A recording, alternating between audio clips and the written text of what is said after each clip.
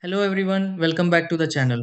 If Alexa keeps saying that a smart device is unresponsive, even though the device actually turns on, turns off, or responds to commands, the issue is often related to communication delays between Alexa and the connected smart home service rather than a problem with the device itself.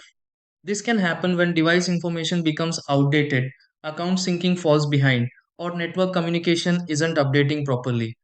The good part is that many of these situations can be corrected with a few simple adjustments.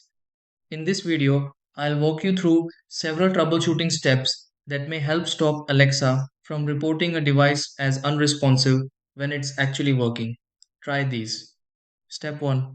Check the device status in the Alexa app. Step 2. Refresh device discovery on the Alexa device. Step 3. Review the smart home skill link to the Alexa device. Step 4. Reconnect the service used by the Alexa device. Step 5. Verify the network connection of the Alexa device. Step 6. Test voice commands on the Alexa device again.